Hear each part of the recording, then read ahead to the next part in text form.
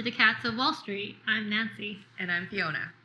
We are professionals who have been in the financial industry in Canada for 10 years, and we started this podcast to talk about money from a women's perspective.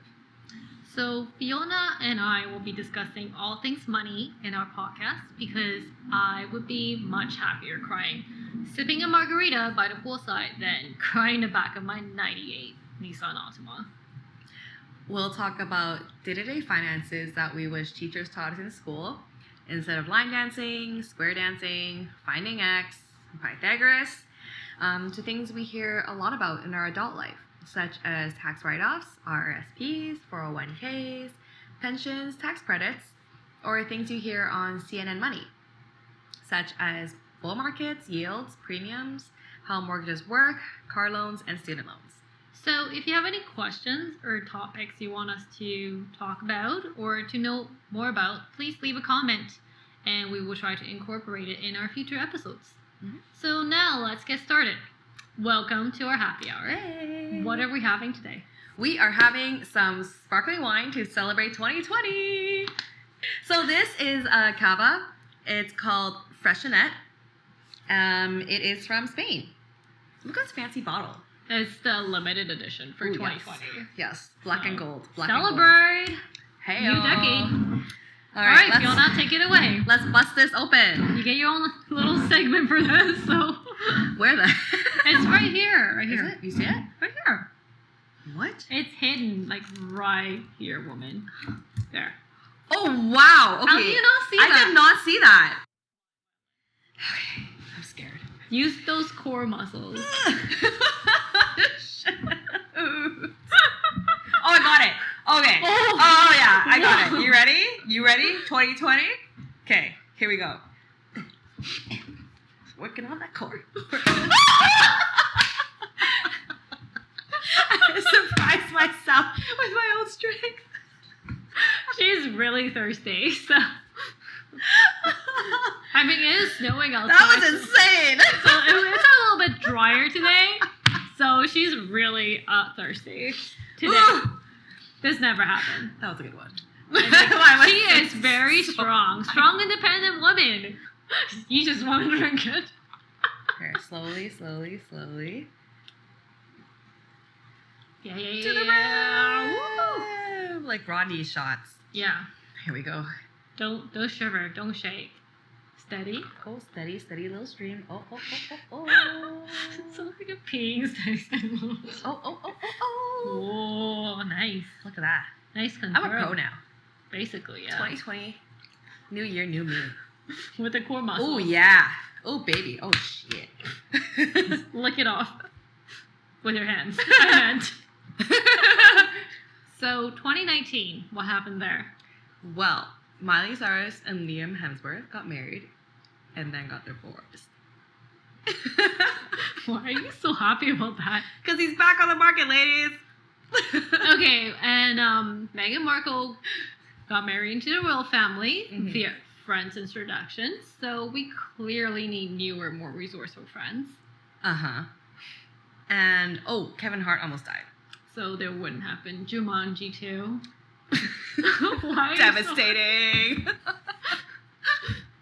You know what? That concludes the highlights for 2019. Well, cheers to that. Cheers. So now that it's a new year, what are some of your New Year resolutions? I would like to drink more water this year. Wait, so you're telling me the wine is not water? You're right. I shall not discriminate. So, I would like to drink more liquids in general this year. How about you? Well, normally I'm not the type of person who makes a New Year resolution because I plan for more long term. And also, I cannot get shit done in 1 year. Well then, what are some of your longer term goals or resolutions? Since this podcast is about money, let's tie in these goals with money. Because like we said, money helps the world go round. So in terms of money related goals, they need to be specific in terms of dollar amount you need and the timing of when you need the funds. So for example, I believe you're in the process of planning for your honeymoon. Yes. Yes, yes, yes, yes, yes. So I love wine and I'm obsessed with European culture. So I would like to go to Italy for my honeymoon this year. Okay, so let's get you to Italy this year. Mm-hmm. How much are you willing, able to spend for this trip? And how long do you have to save up for this trip? Well, ideally for a honeymoon, obviously 5-star everything. So I want to hit up all the wineries, stay in a castle, drive in one of those old classic convertibles along the coastline with the top down. I'm visioning, a silk Hermes scarf in my head, Chloe sunglasses on my face, heading to the Amalfi Coast. I mean, how much does that even cost? Well, are those scarves and the sunglasses rental? Excuse me. Well, anyways, feel that. Maybe something more realistic. Excuse me, are you calling me a peasant? Well, we do work at the same place and have fairly similar job titles, so I don't know. Fine. I would like to go during September, back to school, so it's a bit cheaper, weather's still good. So that gives me about 9 months to save up for maybe $5,000. Could get me 1 week in Italy, inclusive of airfare for me and my husband. Okay, sure. So that's 5,000 Canadian dollars. Mm-hmm. So that handles the winery tours, and I guess you won't be able to buy any wine souvenirs for your dear old friend back at home. Well, you're the one who said to be practical. Fine. Moving on. Okay, fine. So, I guess with 9 months to save up for $5,000, then on average, I would need to save an after-tax income of about $550 per month. Okay, well, that's not bad between you and your husband. That's just under $300 per person in a month. Yeah. So let's further break it down. That's almost just about $10 a day. Mm-hmm. Doable. Or my husband saves $20 a day by skipping lunch and breakfast, to look good for the trip. And, we'll have the whole trip on him. And you'll get buzzed pretty quickly. Yeah. Yeah. And whatever I end up saving will go towards the winery fund. That's a brilliant idea. Oh, I know. Hey, great. I'm set for 2020. Cheers. Cheers. What about you, Nancy? What are some of your goals for 2020? Well, I already got a new job last year, so I would like to set a medium-term goal, which is generally 3 to 5 years. Mm-hmm. I would like to upsize and give my cat Giorgio his 5th bedroom, one with a better view, so I will be saving up for a down payment. Excuse me? You mean your cat George only has 4 bedrooms? I know. I gotta step it up. Yeah. #CatMom. #CatLife. So anyways, do you have any advice on saving since you just had your weddings?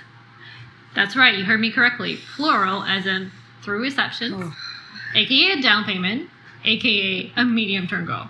Can you please walk us through your experience? Well, let me start off with a PSA that a wedding is not for the bride and groom, and I'm not sure if anyone else can relate or if it's an Asian cultural thing, but weddings are a family affair and everything is a give and take between you and your parents. It's as much as their wedding as it is yours. My in-laws wanted 2 extra receptions for all of their friends, ex-coworkers, and neighbors. And honestly, I did not know how lucrative the wedding industry was until I had to plan for my own. The venue, I think, was $6,000, just the venue alone, for 8 hours with nothing included.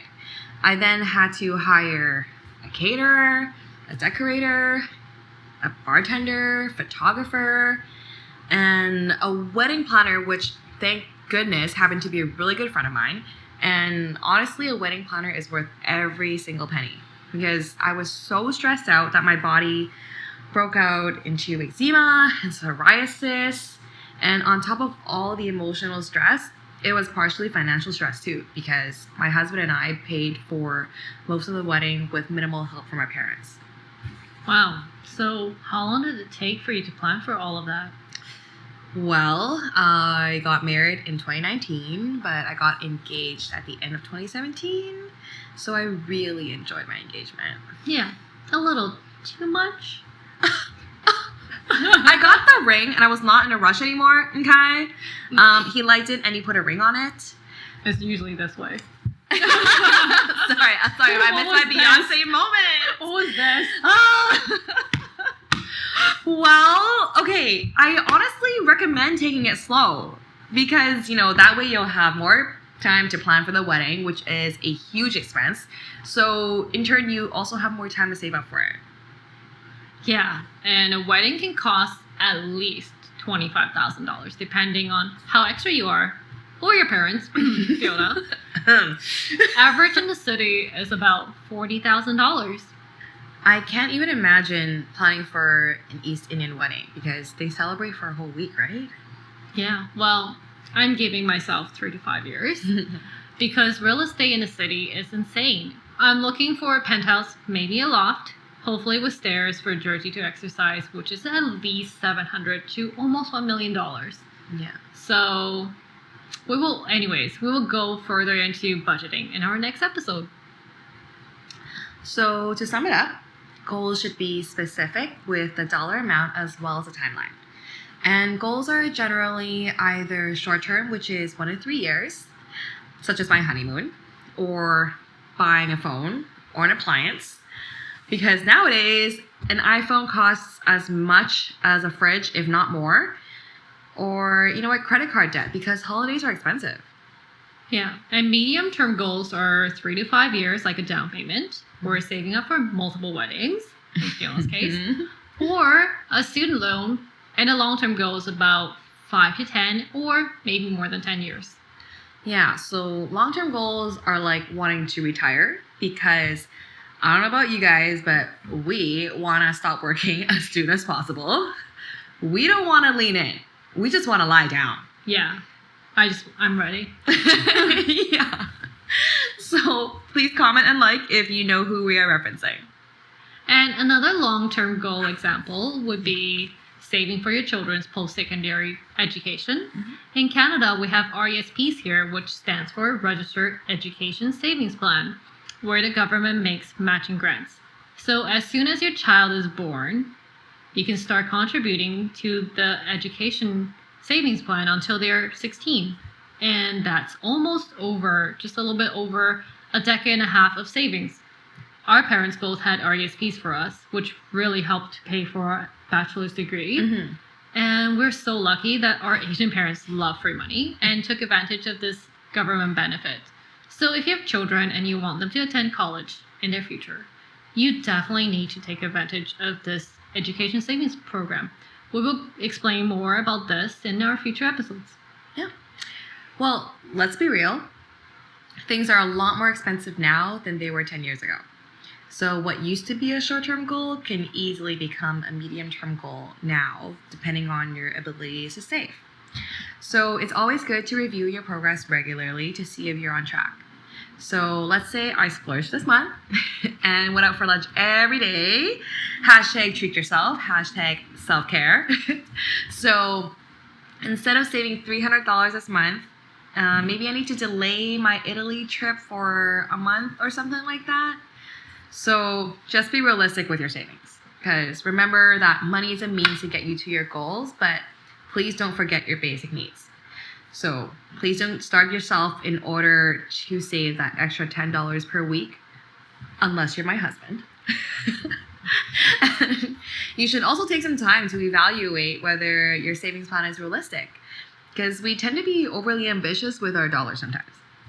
I mean, we can eat bread and drink water every day to save money to get to Italy, but then what's the point if you're miserable?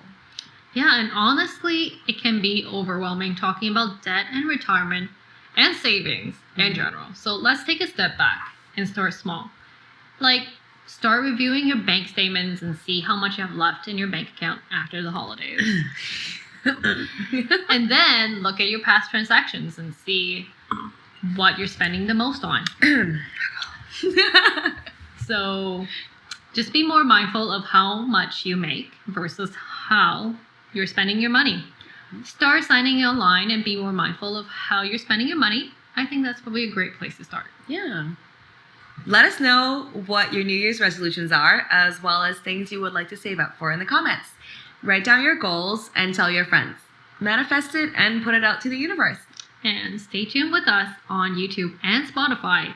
And we will see you in our next episode on budgeting. Cheers!